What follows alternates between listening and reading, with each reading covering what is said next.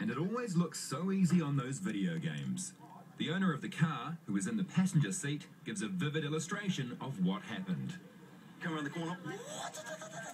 Next thing, see the balloon and, you know, blue and red. And I said, stop. We all said, stop. But he didn't stop me. So basically, he just started launching. We went around the first corner and it was like, because I wasn't even wearing a seatbelt. I was just like,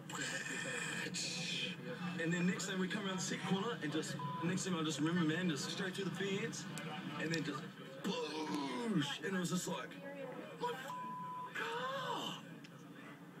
Giving the keys to your expensive car to a drunk driver has to be one of the most foolish things to do of all time. Dude, all I've got to say about this is my $31,000 car's gone, man. What the? Here's hoping the gentleman has car insurance. With a bit of luck, the assessor won't take contributing factors such as speed and alcohol into account. Dude, like, there's a lesson to be learned here, and straight up, don't drink and drive in RB, because you'll 26 it out, man, and especially if you've got a 26 debt, just keep the peace.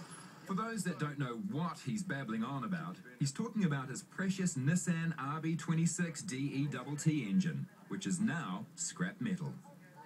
The owner of the pool with the new ornament is remarkably good-humoured about the situation.